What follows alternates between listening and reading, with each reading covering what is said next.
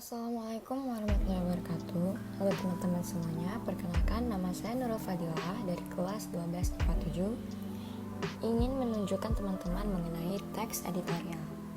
Nah, kita masuk ke bagian yang pertama. Teks editorial merupakan kolom khusus berupa opini tim penulis dan penyusun berita untuk menanggapi suatu isu yang sedang terjadi di dalam lingkungan masyarakat. Nah, biasanya isu yang dimuat ini meliputi masalah politik, sosial, bisa juga masalah ekonomi.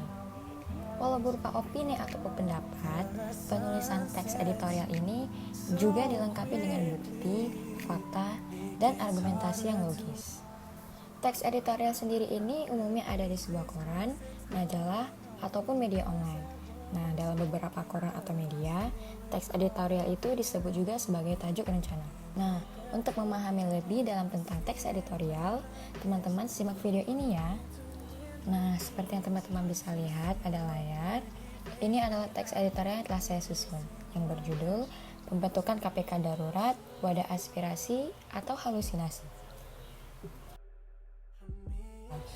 Nah, struktur teks editorial itu ada 3 teman-teman.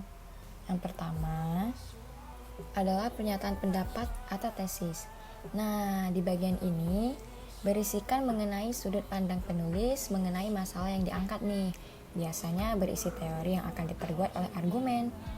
Ini merupakan contoh dari pernyataan pendapat. Nah, struktur kedua yaitu argumentasi.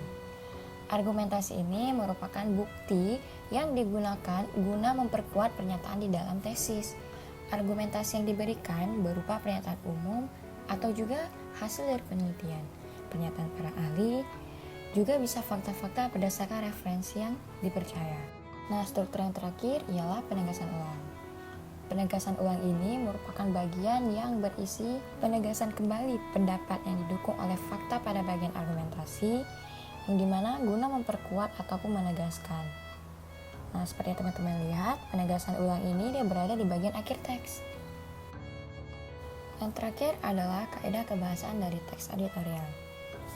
Kaidah kebahasaan teks editorial itu terbagi menjadi 1, 2, 3, 4, 5.